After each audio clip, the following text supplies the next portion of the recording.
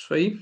Boa noite, pessoal. Sejam todos bem-vindos. Como eu comentei ali no grupo, hoje nós iniciamos com maior profundidade o nosso projeto, tá? Como foi feita a enquete ali no grupo, a equipe colocou no grupo a preferência por hipnose não verbal, tá? Então nós vamos aprofundar. Em torno de 10 aulas, no mínimo, nós vamos falar bastante sobre a hipnose não verbal. Inclusive, em algumas aulas, nós vamos começar a fazer alguns exercícios para todos também sentir um pouquinho sobre o que é o tema hipnose não verbal. Mas, claro, que tudo isso que eu vou explicar para vocês, novamente volto a falar, como nas outras aulas, é uma visão minha, como que eu tenho percebido durante as minhas práticas, os meus estudos teóricos, em relação a tudo isso que nós vamos apresentar para vocês. Então, em algum momento vai surgir dúvidas mais específicas, sinto à vontade para perguntar, mas também vão surgir é, outras percepções de vocês mesmos e que não necessariamente estarão erradas, são as suas percepções. Como eu sou economista de formação, para mim faz total sentido eu apresentar para vocês um pouco de como que eu percebo como economista toda esse emaranhado e essa diferenciação, ou se há ou se não há, entre hipnose não verbal, magnetismo, hipnose clássica, PNL, os processos de coaching e tudo mais. Vamos ver aqui só no chat, tem uma pergunta. Boa noite, pessoal. Joia. Muito bem, então sinta-se à vontade, na medida do possível. Quem quiser ir fazendo as perguntas, vai fazendo pergunta no chat ou vai perguntando direto para nós e a equipe vai sinalizando, tá? O nosso assunto de hoje, então, para nós iniciarmos essas aulas, é os fundamentos da hipnose não verbal. Mas, como eu falei para vocês, eu gostaria de convidá-los a passar por uma experiência percebendo a visão como eu vi essa trajetória como economista. Para isso, eu vou sair um pouquinho deste cenário e nós vamos entrar neste cenário aqui, onde nós vamos começar a entender um pouquinho de uma outra coisa que faz total sentido. Olha só.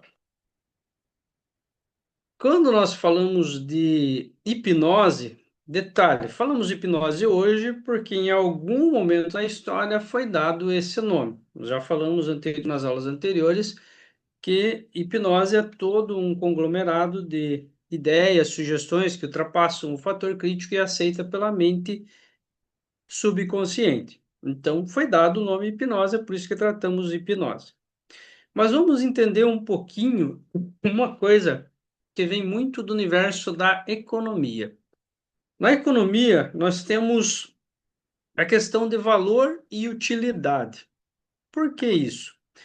Existe um paradoxo famoso na economia que é estudado e há muitos anos vem sendo falado sobre isso, que é um paradoxo da água e do diamante, que daqui a pouco vocês vão entender o que eu quero dizer com tudo isso. Veja só, a água em si, ela é um bem comum e ela não tem um valor intrínseco tão alto. Em algum momento você pode comprar uma garrafinha d'água por alguns centavos. Ela é barata, né? Ou você pode encontrar ela na natureza. Já, entretanto, um diamante, ele tem um valor enorme porque ele não é encontrado em qualquer lugar, ele é um bem mais escasso. Mas quando você vai ver a utilidade da água, ela é muito maior, mas ao mesmo tempo tem abundância. A utilidade do diamante é menor, mas é um bem escasso. Por isso ele tem mais valor, certo? Então esse paradoxo da água e do diamante, ele é enunciado por Adam Smith, que é considerado o pai da economia, e explora essas contradições entre valores. Mas vamos explorar um pouquinho sobre isso. Imagine que você está caminhando lá no deserto por 3 dias e você está com um saco cheio de diamante. Por 3 dias já é o limite que você tem da tua sobrevivência. Pela falta de água, você precisa de água para você viver. Nesse sentido, você provavelmente, se chegasse numa casinha no deserto e você batesse lá, você trocaria todo o teu saco de diamante por apenas um copo de água, porque naquele momento a utilidade e a escassez da água para você é maior. Vamos entender um pouquinho mais. Esse paradoxo, na verdade, ele destaca que o valor de um bem não é determinado apenas por sua utilidade, mas também por sua escassez e pela sua utilidade marginal de unidades adicionais. Ou seja, quanto mais eu bebo água, menos valor ela vai ter para mim quando eu estou com ela, certo? Mas então ele tem um valor de uso que refere-se à utilidade ou satisfação. Esse slide depois eu vou deixar disponível para vocês também, então vocês vão poder olhar com mais detalhes isso. O valor de troca refere-se ao preço de um bem no mercado e à escassez. Então, quanto mais escasso, maior o valor. Mas, por que eu estou falando sobre isso? Sobre um paradoxo entre valor, utilidade, entre água e diamante. Vamos perceber, durante a história, qual que era as coisas, os objetos ou situações onde tinham-se mais valor para as pessoas naquele momento. Olha só, aqui nós temos do Egito Antigo, os 3.000 anos antes de Cristo até 30 anos antes de Cristo, o bem mais valioso era a terra fértil e a água. Por isso, as civilizações se desenvolveram ao redor do Nilo. As enchentes, as cheias, né, e as secas contribuíram para um solo mais fértil. Quem controlava o Nilo controlava a vida. A terra molhada pelo rio era mais preciosa do que o ouro, porque eles produziam os melhores alimentos, certo? Já na Grécia e na Roma antiga, de 800 antes de Cristo a 477 depois de Cristo, 476, o bem mais valioso era a glória e a virtude. A época dos mártires, dos grandes lutadores, né? Na Grécia, era ser lembrado era melhor que ser rico, e em Roma, a honra e a palavra valiam mais do que ouro. Mas agora nós chegamos aqui na Idade Média. Olha isso aqui, ó. Do século V ao século XV. Veja um intervalo grande. O bem mais valioso era o conhecimento e era restrito à igreja, à fé. Quem lia a palavra de Deus tinha nas mãos o poder sobre as almas e reis. Guardem essa informação, porque ela fará todo sentido para o nosso comentário de hoje, tá? Depois, no Renascimento, o início da modernidade, século XV, XVI, o bem mais valioso era o ouro e as terras descobertas, desbravadas, né? Desbravar oceanos valia mais do que governar castelos. Já no século XVII, o iluminismo, renovação científica, o bem mais valioso, razão e ciência. Ou seja, aqui nós começamos a romper as barreiras daquilo que eu só acredito e eu preciso de comprovação. No século XVIII, a Revolução Industrial passa a ser o bem mais valioso, porque aí entra a produção em escala, a produtividade, certo? Já no século XIX, capitalismos e impérios, o bem mais valioso passa a ser o capital, o dinheiro. No século XX, informações, tecnologia e petróleo, bem mais valioso. Já no século XXI, na era digital, os dados, bem mais valiosos, atenção e consciência. É nesse momento que nós chegamos agora. Antes não tinha informação, agora eu tenho muita informação e eu preciso ter algo para filtrar essa informação, senão eu me perco no tempo e no espaço. Do concreto ao invisível, da terra à alma, talvez o bem mais precioso agora seja a clareza interior em um mundo que grita por fora e silencia por dentro. Perceba que nós viemos em uma evolução, em vários momentos na história teve algo que era muito valioso, mas nós fomos indo para o lado do ter e se distanciando do ser. E agora chega um momento onde nós estamos procurando mais por esse ser. Por isso faz todo tal sentido todos os estudos de terapias alternativas, mais profundas dos ancestrais, e provavelmente é por isso que tem essa chaminha de vocês estarem aqui assistindo essa aula, certo? Agora nós chegamos no começo do nosso assunto. Então, quando nós falamos de hipnose não verbal, nós estamos falando também do início, onde começou a se entender como magnetismo. Para isso, existe uma figura icônica que vem antes de Mesmer.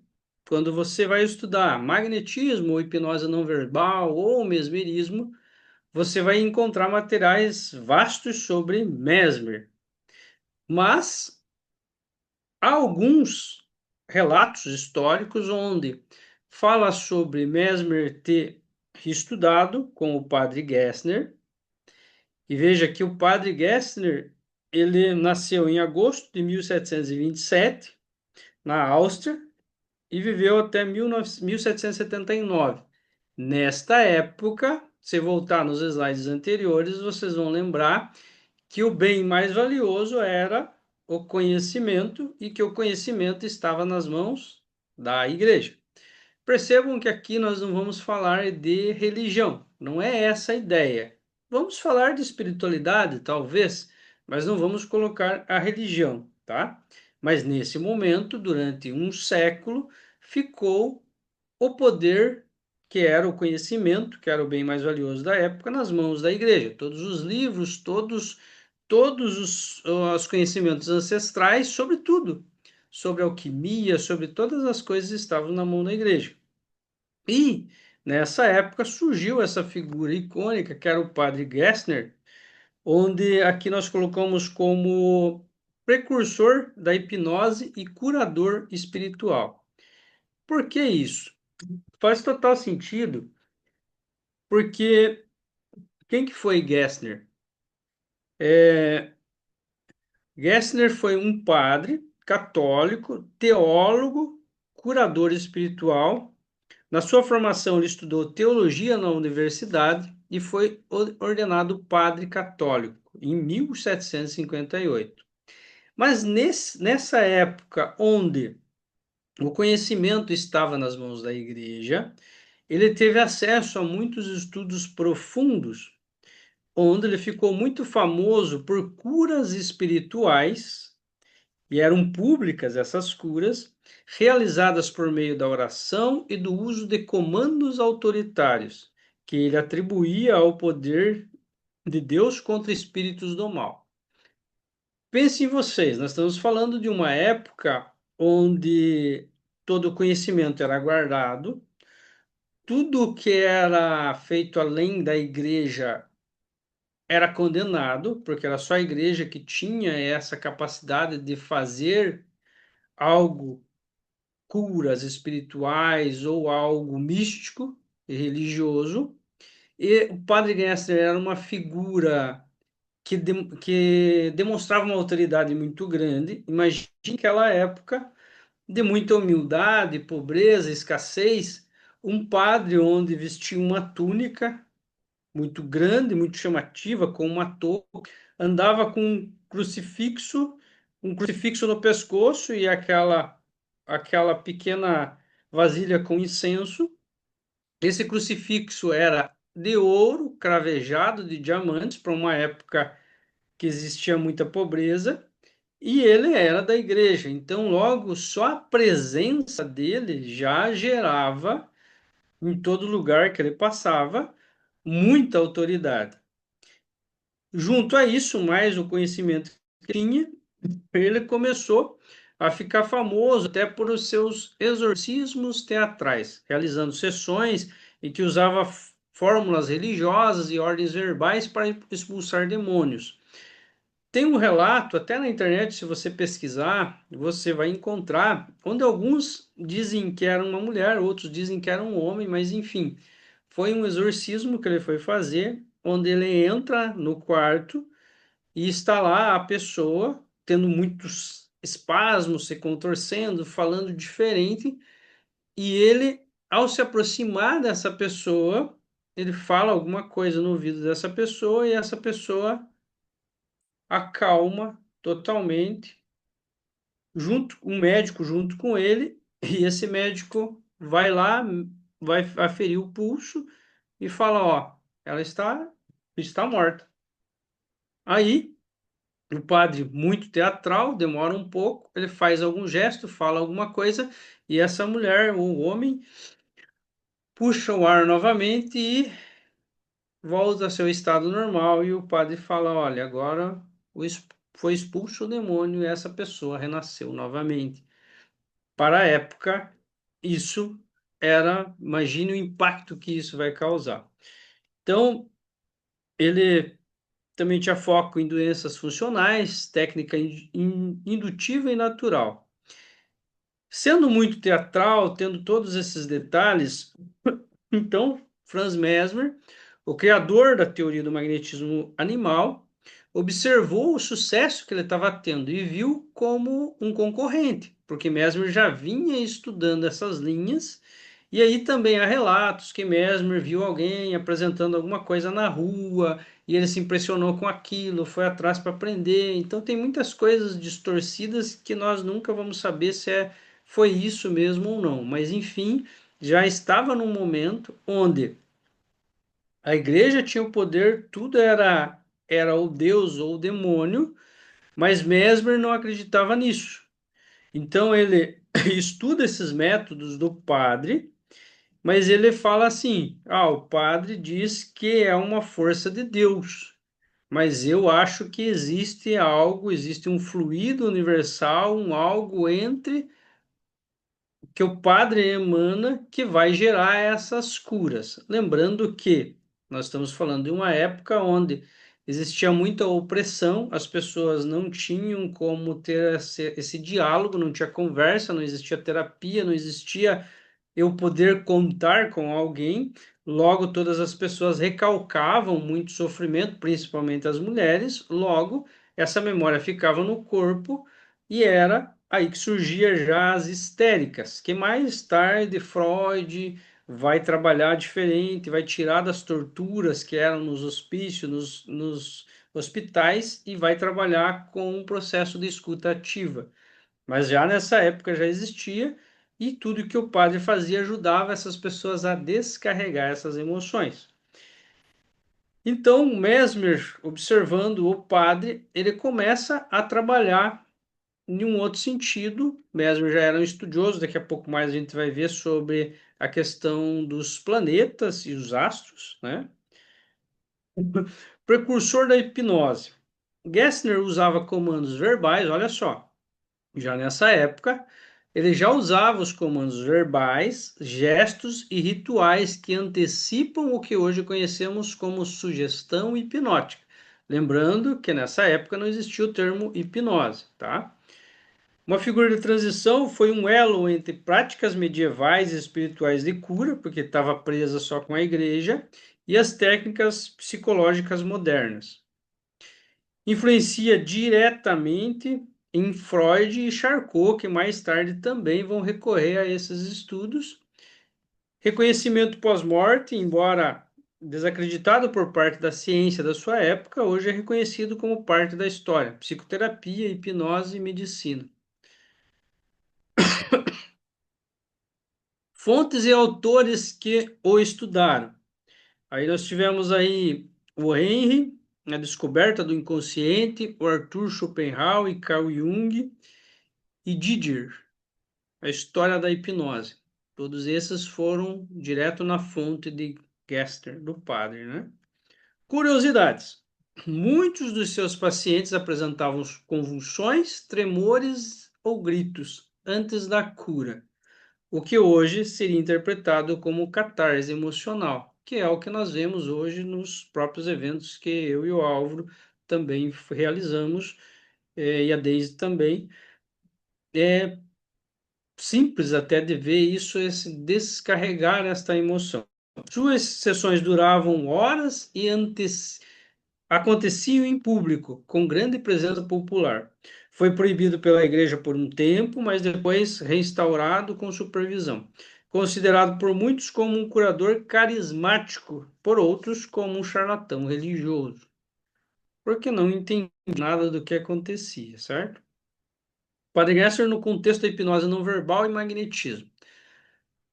Se hoje você está estudando a hipnose verbal, não verbal e magnetismo, é importante você saber um pouco sobre Gessler. Ele tinha autoridade, ou seja, a autoridade é a fé, né? O ambiente era ritualístico e existiam as respostas emocionais. Como eu falei para vocês, ele era um tanto teatral, a sua vestimenta, a sua postura era a capa do mago que precisava numa época onde ninguém entendia tudo isso, certo? Mas essa foi a parte importante que nós falamos, damos o mérito ao padre, tá? É importante a gente falar sobre isso, porque foi para a história um momento de superação de ciclo, né? E continuidade de um novo ciclo e uma nova visão. Então, esse é um momento onde nós tínhamos ainda muita influência da religião e do conhecimento aprisionado por ela. Tudo era, como falei, Deus ou demônio. Então, toda doença era algo que eu precisava afastar de mim, um demônio. Mas agora nós chegamos aos fundamentos do nosso grande mestre, que é o qual nós estudamos mais, os fundamentos da hipnose não verbal. E o objetivo aqui é apresentar fundamentos científicos, históricos e filosóficos da hipnose não verbal e do magnetismo humano, incluindo a genealogia dos mestres do magnetismo da hipnose, preparando a base para o fundamento e prática. Por que que, muito embora eu já fosse capaz de fazê-lo, eu não inicio fazendo já direto algumas técnicas e abordagens de hipnose não verbal?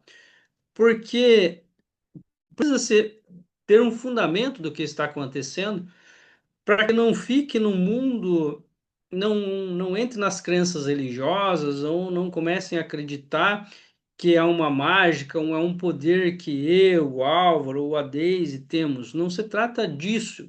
Se trata de entender como funciona e como dar essas sugestões, verbais ou não verbais, para que a pessoa se sinta acolhida e responda num processo terapêutico. Para isso, volto a dizer aquilo que eu falei na aula anterior: o que vem antes é mais importante do que vem depois, certo? Por isso que nós estamos aqui.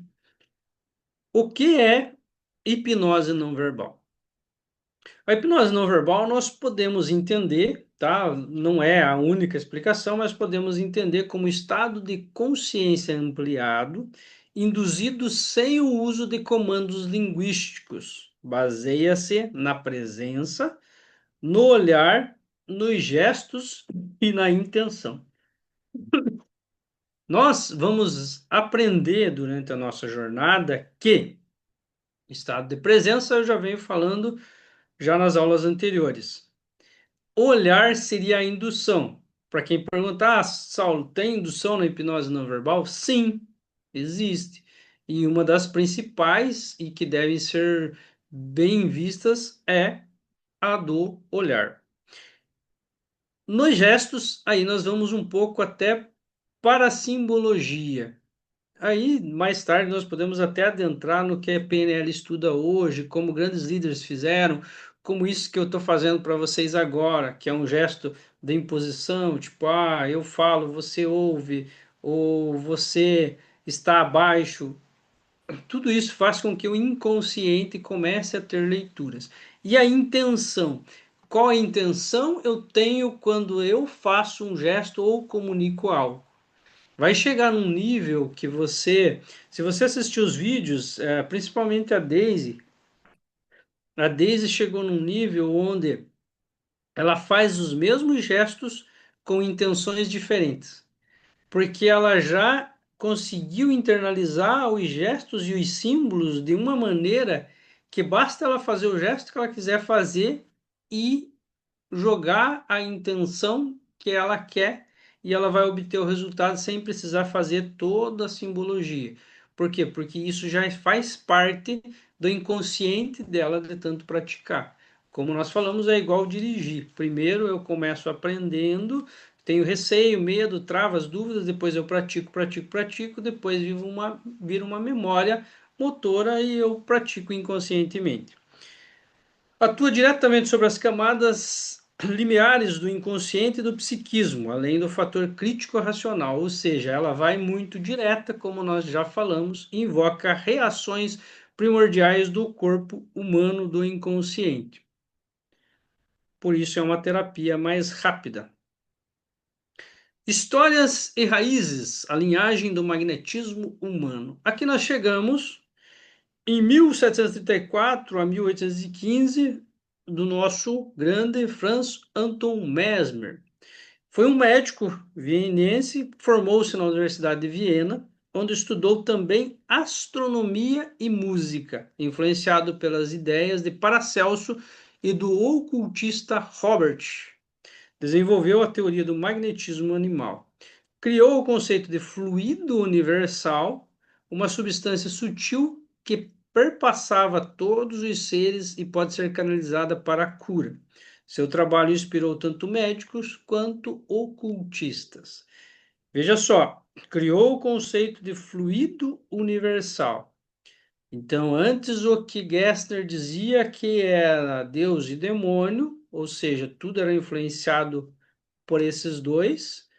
Agora Mesmer fala, não, existe um fluido animal que é universal e que ele é influenciado pelos astros. Naquela época, astros era Sol, Lua e os planetas eram tudo a mesma coisa para o estudo deles. Então, a influência da Lua nas marés influencia também nesse fluido que vai influenciar na manipulação desse fluido animal.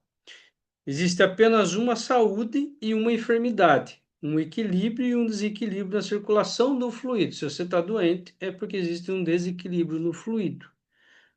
O que tem a ver com muitos estudos antigos e maneiras terapêuticas de trabalhar também. Lembrando que nós estamos falando de uma época onde um médico tinha um maior conhecimento, mas ele usava sanguessugas para filtrar o sangue, ele usava sangria para tratar histeria. Era uma época onde o nível de informação, a minha filha hoje de 6 anos, ela tem milhares de informações a mais do que um médico tinha naquela época. Então é importante nós entendermos o conceito histórico e econômico e social e cultural daquele momento para entender que realmente eram visões avançadas para a época e ele estava quebrando um paradigma de muitos anos, trazendo uma nova abordagem. Então ele estava enfrentando muitas coisas, muitas opressões. Aí nós temos aqui o Marquês de Pusker, oficial militar francês e principal discípulo de Mesmer, descobriu que o estado de sono magnético, um transe profundo, onde o paciente mantinha lucidez e sensibilidade aumentada, pioneiro na descrição da consciência expandida de cura espiritual e de comunicação. Perceba que, mesmo Mesmer tendo todo o estudo, fazendo isso, quebrando um paradigma, mas ainda é óbvio, ele estava envolto no seu sistema de crenças, entendendo que crença não tem nada a ver com religião, é aquilo que ele acreditava. Então, as teorias dele também tinham limites, como Einstein tinha, como Ford tinha, todo mundo tem o seu limite, né? Mas aí um dos seus discípulos começa a entender melhor e descobriu que esse estado de sono magnético, depois, mais tarde, descobriu-se que não era sono, mas enfim, naquela época para eles era um sono. Levava um transe profundo onde o paciente mantinha lucidez e sensibilidade, só que elas eram aumentadas, ou seja, é um estado de foco, não que ele está fora de foco. E aí também começa a ver outros detalhes, como dar uma pequena sugestão verbal junto e ficava medindo essas resultados que o paciente trazia. Depois nós temos aqui Abade Faria, em 1756 a 1819, o padre que introduziu o transe sem magnetismo, apenas pela sugestão interna. Defendeu que o estado hipnótico era um processo psicológico natural, fruto da disposição interior, não de um fluido externo. Antecipou ideias modernas sobre o poder da mente e da autoindução. Veja só, Aqui agora nós começamos a quebrar um pouquinho a ideia do fluido e já começamos a ir para a ideia da sugestão, ou seja, opa, mesmo sem falar nada, eu posso dar sugestões. Tudo é sugestão, como eu falei na minha aula de rapport e depois falei na aula sobre sugestão. O ambiente é sugestão, a temperatura é sugestão, a maneira que eu estou vestido é sugestão, e gestos, tom, tudo junto influencia para uma sugestão.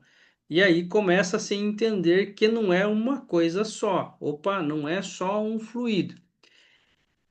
Existe também um filme sobre o Mesmer, dá para vocês procurar no YouTube, tem. É claro que filme tem aquela coisa maquiada, mas fala um pouco sobre a vida de Mesmer, como ele também não seguiu muito para a medicina, como Freud também, e ele era casado com uma mulher muito rica, então isso dava tempo e dinâmica para ele seguir com os estudos dele do magnetismo. E aí fala também sobre os detalhes dele magnetizar a árvore, dele ter limalha de ferro, cordas, onde as pessoas só ao tocar aquilo já começavam a ter reações, porque às vezes eram muitas pessoas que ele atendia. E também, numa época, lembrando que ainda há um grande domínio da igreja e da alta sociedade, e um pouco é por isso que eu dei a introdução sobre a economia, a visão econômica, onde o que era valor em cada época. Por que que eu falei aquilo? Porque cá entre nós, se nós estamos nesse momento onde as pessoas estão tendo muitos problemas, muito histérica, muitas pessoas com ansiedade, depressão que não se entendia o que era isso, não era esse nome, e alguém surge com algo, uma maneira de extravasar isso, por que que a igreja e a sociedade da época não acolhe isso? Aí entra no paradoxo da água e do diamante. Porque, primeiro, o processo, tanto de hipnose verbal, não verbal, magnetismo, ele é uma percepção.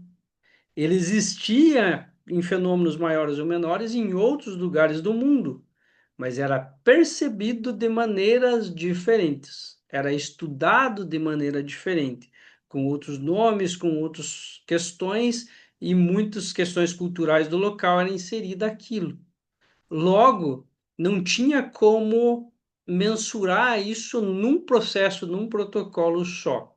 E também o que gera-se durante a história é nós estamos passando da parte da igreja para uma parte da ciência. Quando digo ciência, eu saio do religioso, do espiritual, daquilo que não tem como confirmar, mas eu vou para algo que é concreto, matemático, porque todo experimento era feito com amostragem.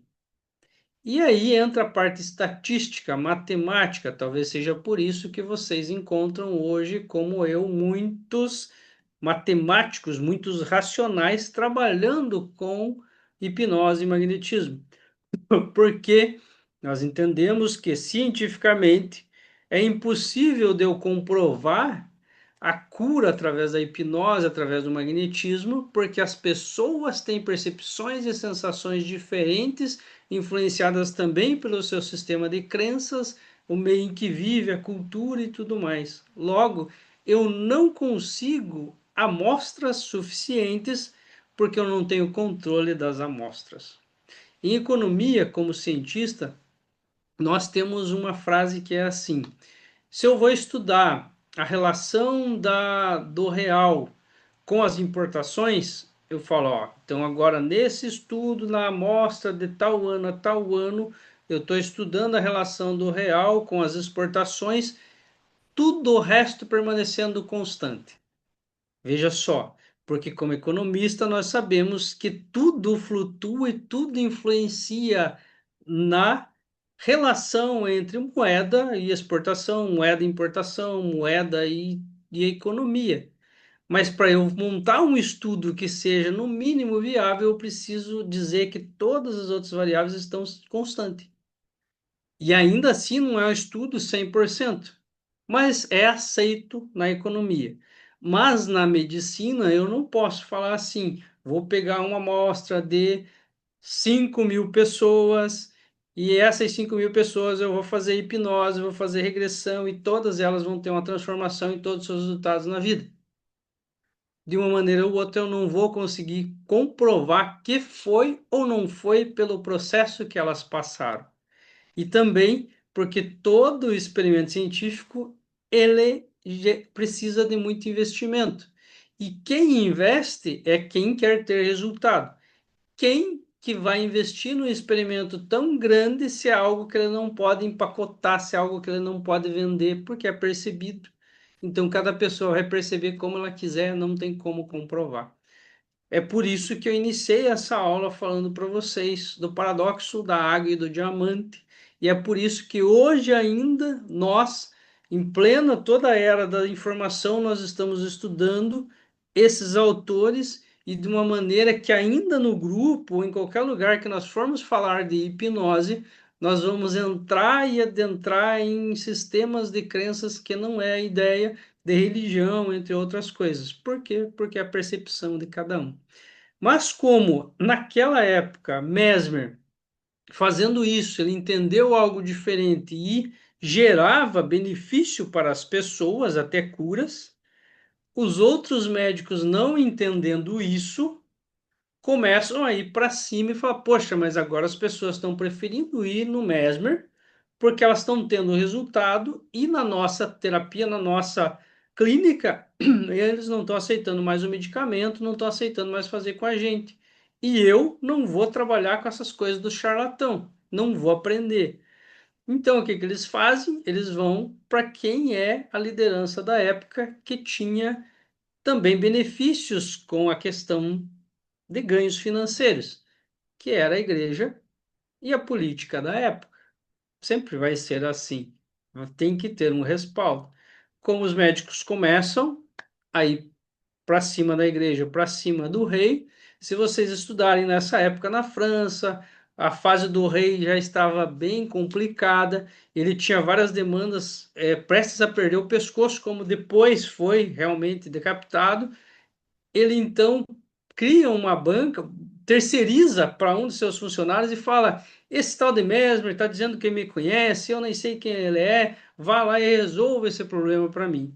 E eles vão, criam uma banca naquele momento histórico, quando o rei estava tentando fugir de algumas obrigações, que ele já estava já com a corda no pescoço, e nesse momento, nessa banca, acabam derrubando vários argumentos de Mesmer, fazendo com que claro, eu vejo que, assim como os discípulos de Mesmer depois, eles perceberam que o resultado foi sensacional. Eles perceberam que o magnetismo com sugestão funciona, magnetismo sem sugestão não funciona. Mas lá no dia eles não aceitaram, falaram que era uma falácia que não funcionava. Então, agora não tem o apoio da igreja, não tem o apoio do rei, muito pelo contrário, começa a ter perseguições. Então, começa a cair no submundo, no ostracismo, e aí vem tudo que a ciência oculta. Oculta não porque é perigosa, porque não pode ser feita e tal. É porque a sociedade da época não aceitava, porque elas tinham uma visão limitada e poucas pessoas detinham conhecimento e usavam isso de outras maneiras. Então, o estudo de Mesmer acaba caindo no submundo e acaba sendo estudado por algumas pessoas, não por todo mundo, como podia ser disseminado e organizado.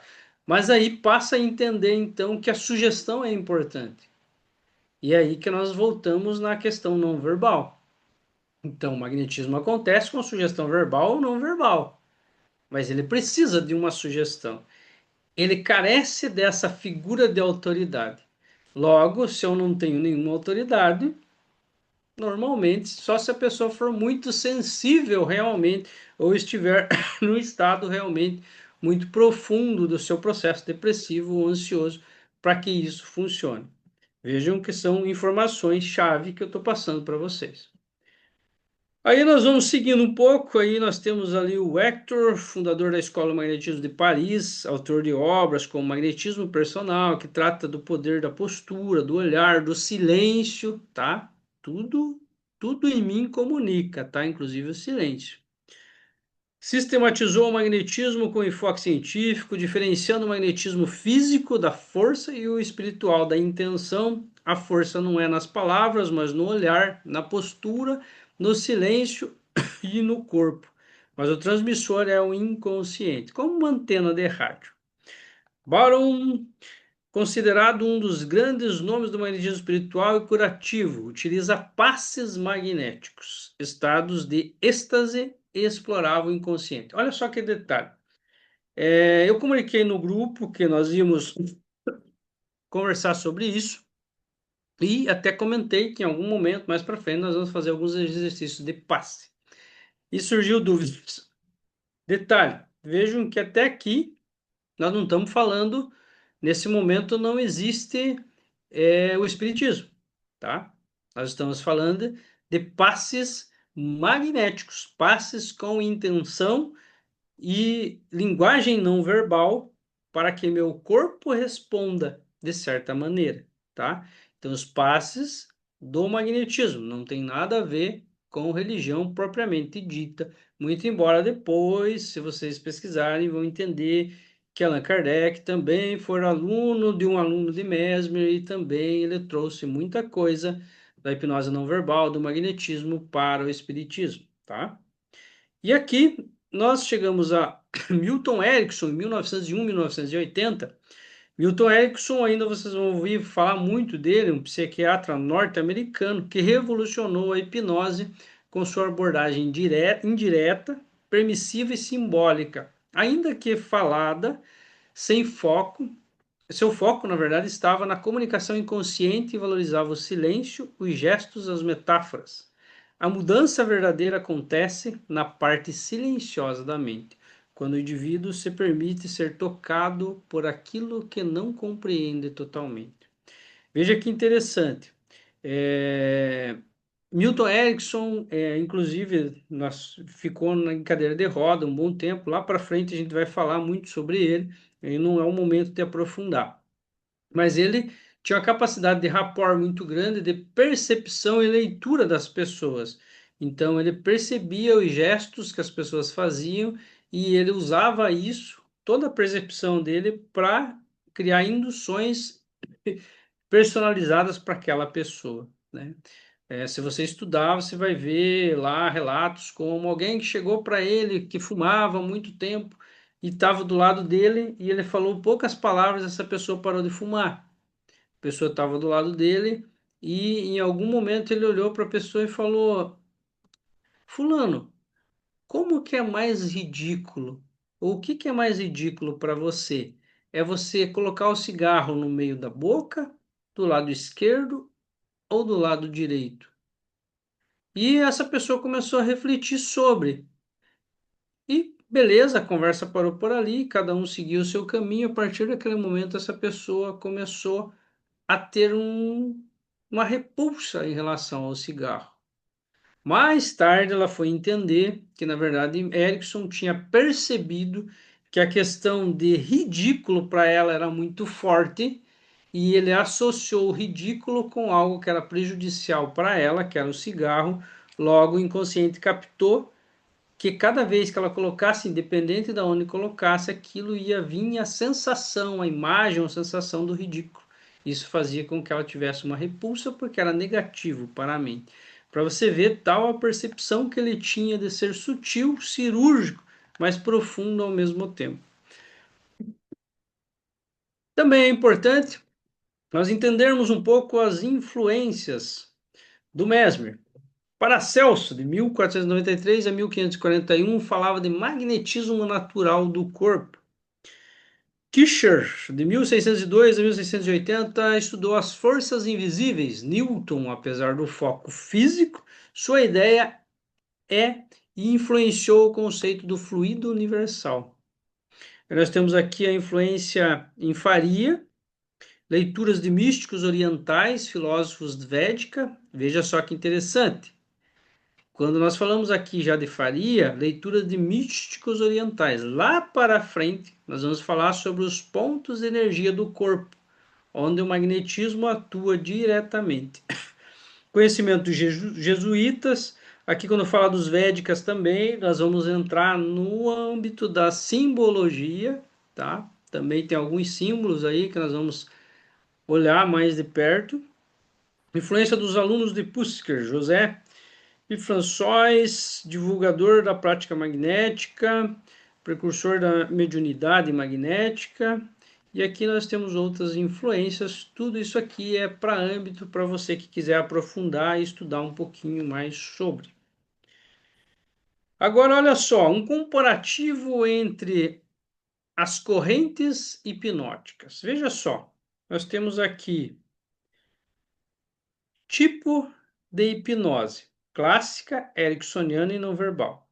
Características principais: sugestões diretas. Então vamos pegar aqui da clássica, ó. Sugestão direta, comandos claros, linguagem imperativa, ou seja, a linguagem é o que impera, é o que comanda. As sugestões são diretas. Vou fazer uma contagem de 5 até 1, você vai acessar uma cena no tempo e no espaço, uma memória onde você sentiu a primeira vez essa emoção. E a mente inconsciente está no processo de transe vai chegar e atingir isso. Ericksoniana, indireta, permissiva, uso de metáforas, linguagem simbólica e leve. Posso falar para você, imagine que nesse momento, num dia de calor, você está caminhando em direção a um pequeno riacho de águas cristalinas, uma água corrente, e você deita o teu corpo, sentindo a sensação das pedrinhas no fundo do rio, e deixa que essa água leve embora todo o cansaço, tudo aquilo que te incomoda, tudo aquilo que tira o teu sono ou aquilo que te bloqueia no teu dia a dia. Deixe que essa água leve embora. Perceba que indireta, mas serve para todo mundo. Não verbal: silêncio, presença, magnetismo, indução por campo magnético, olhar, gestos e intenção. Claro que nesse momento eu estou com a câmera de vocês toda fechada, não estou vendo vocês, mas se eu começar a focar um por um, mesmo assim eu posso, com sugestões e intenção, de alguma maneira ou de outra, ajudar vocês a sentir algo. Todos nós temos essa capacidade, mas isso é um passo bem mais avançado, que nós vamos ver lá nas últimas aulas, tá? Mas é possível. Citações inspiradoras. Mesmer: a harmonia do corpo é reflexo da harmonia do universo. Durville: todo terapeuta é um campo vivo e influencia, ele cura com aquilo que vibra. Detalhe: o coração é o que comanda a vibração. O cérebro pensa, mas o coração que vibra. Husker: o sono magnético não é um sono, é um despertar em outra dimensão. Erickson: tudo o que você precisa está dentro, basta ouvir com mais do que os ouvidos. Aqui eu vou encaminhar para vocês algumas práticas, tá? Nós não vamos desenvolver essas práticas aqui na aula, tá? Mas vocês podem olhar depois os slides, podem praticar, isso é importante, tá? Vamos ver aqui, ó, o campo de presença, desenvolve a percepção do campo, orientações: sente com os olhos fechados, traga a atenção ao corpo sem julgamento, sinta aí, tá? Tem tudo detalhado aqui. Olha só, pratique por 1 minuto absoluto por dia, né? 1 minuto de silêncio, encontre um momento tranquilo para você. É preciso. No teu estudo do dia a dia do magnetismo é importante isso. Sinta seu campo energético sem tentar entender, apenas observe as sensações sem julgamento e anote no caderno o que percebeu. Registre as emoções, sensações e imagens que surgiram, tá? Isso é legal, é importante, dá até para você compartilhar no grupo. Quanto mais o grupo começar a entrar nessa concentração disso que nós estamos falando, sem devagar, tá? Falar sobre, questionar sobre, maior a energia do grupo, mais nós vamos aprender junto e melhores resultados nós vamos ter, tá? Então agora eu quero, deixa eu abrir aqui. Vamos ver quem tanto que está comigo até agora, os guerreiros aí, ó. Nós temos aí a Margarete, o Adilson, a Elisa. Quem mais? O Paulo está com nós até agora. Ranieri, Guilherme, Deise, Débora, Paulo. Inclusive tem comigo aí alguns que até já têm um conhecimento também. Joia, pessoal. Agora, nesse momento, eu abro para algumas perguntas. Caso tenha alguma pergunta, sinta-se à vontade para me perguntar. Tenha vontade. Não tenho medo, não tenho receio. Deixa eu olhar aqui no chat se tem alguma pergunta por aqui.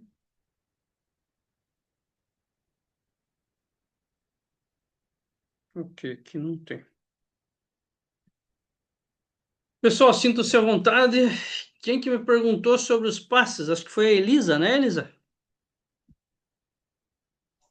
Não, na verdade foi a Patrícia que botou lá passe, como assim? Aí eu Ah, tá. respondi que eu Ah, achava que era exatamente isso, que não era um passe espiritual, nem nada religioso, que é algo magnético, né? isso. Muito embora não temos nada contra os passes, né? Muito embora não temos nada contra, Sim, mas não é o caso aqui, exatamente. É bem isso mesmo. eu perguntei sobre a hipnose não verbal online, se ela teria que ser só presencial ou se online dá para trabalhar com esse campo, captar, enfim, foi isso que eu perguntei. Dá. Na verdade, dá, mas é igual eu te falei, é um sentido um pouquinho mais profundo, tá, Elisa? Demanda que você tenha alguns conhecimentos do passo seguinte que eu vou dar, ou conhecimentos sobre aquilo que eu faço, como que isso pode reverberar em você. Já é uma sugestão, entendeu? Então, no fundo, isso eu, tá? Eu não vejo a hipnose verbal ou magnetismo sem sugestão. Ela não existe sem a sugestão. Quanto mais preparada a sugestão for, quanto mais você se sentir segura e conectada, mais o teu inconsciente vai se permitir. Claro que tudo isso que nós estamos fazendo, como eu dando essa aula e você se permitindo a me ouvir até agora, o teu inconsciente já se permite a sentir mais tranquila e a perceber uma autoridade. Isso é inconsciente, né? Aí, vinculado ao meu tom de voz, modulação, gestos, ele já aceita. E aí, mesmo por vídeo, nós somos capazes de fazer uma conexão e alguns fenômenos podem acontecer, tá? Tanto é que nós vamos passar pela fase onde eu espero vê-los nas próximas aulas, onde eu vou começar aos pouquinhos, depois de mostrar toda a teoria, alguns exercícios, nós vamos começar a fazer os exercícios com passes. E aí vai ser interessante porque todos têm a sua percepção normal e alguns têm um delay, como eu, assim, tipo, às vezes não sentem na hora. Às vezes, quando vai dormir, aí começa a ter sensações no corpo. Isso já aconteceu comigo várias vezes. E ele fala, poxa, foi por causa daquele exercício que eu fiz e tal. Então, essa que é a ideia, é que vocês experienciem, experimentem isso, tá? É claro que nós não vamos conseguir fazer tudo que nós fazemos no presencial. Não tem como. Porque o presencial é maravilhoso, né? Agora, dia 12 de julho, agora sábado, nós vamos estar em Joinville. Lá em Joinville, vamos estar no espaço que eu olhei pelas fotos e tal, achei sensacional. Então tem toda a energia do lugar, né, o comprometimento das pessoas. Aí o fenômeno aí nas rodas mesméricas acontecem coisas maravilhosas, tá? Mas vai dar para a gente fazer bastante exercício, sim. Mais alguém tem alguma pergunta, questionamento, complemento? Muito bem, pessoal. Então, sintam-se à vontade lá no grupo para compartilhar, tá? Para perguntar. A aula vai ficar gravada, em breve a equipe vai disponibilizar. Essa é a primeira aula do nosso projeto. Teremos 10 aulas aí para aprofundar de todos os detalhes. Aí nós vamos adentrar pontos de energia, passes, intenção, vamos fazer exercício com o espelho, vamos fazer exercício um com o outro, vamos ter as observações, tá? Só por observá-los aí a gente já vai ter bastante. Olha só, Daisy. Tudo bem, Daisy? Tem algum complemento a fazer aí, Daisy? Sinta-se à vontade enquanto eu tomo um copo d'água aqui. Sim, eu posso contribuir com a pergunta da Elisa, Sim, deve. porque ela perguntou, né, Elisa, se a distância também tem, né? eu tenho vários clientes que eu cuido à distância, porque essa energia da gente, ela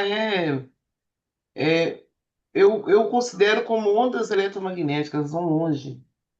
É muito mais a intenção, né? É claro que o que o Saulo falou é verdade, né? A gente tem que ter um certo treinamento, mas a intenção conta muito, sabe?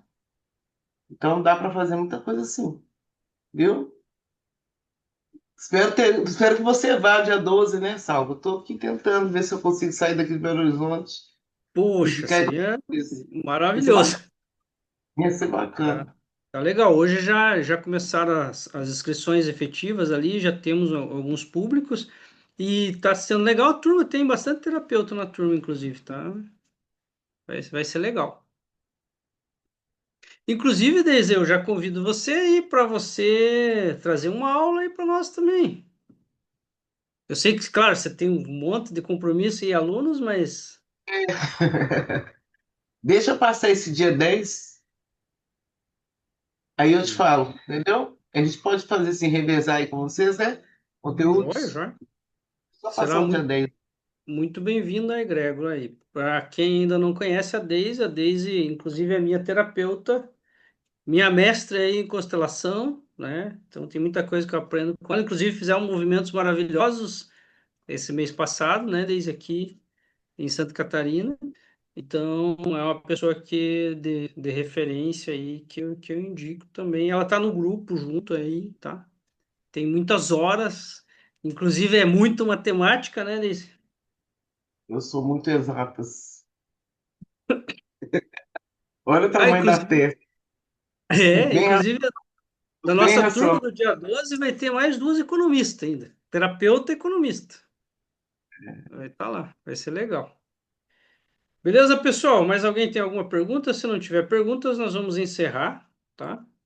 Ou entenderam tudo ou não entenderam nada, né? Mas depois pode perguntar lá, tá bom? Valeu, pessoal. Foi um prazer estar com vocês, trocar essa energia com vocês aí, tá? Vamos continuar nessa intenção positiva, nessa troca, tá? Lembrando, aquele que quiser compartilhar sempre, nós vamos trocar ideia, vamos compartilhar, porque hipnose é percepção. Não tem como dizer que é assim, que pode ser um pouquinho diferente, tá bom? Forte abraço a todos, uma excelente semana e para aqueles que puderem estar com a gente, dia 12 nos vemos, tá? Até mais.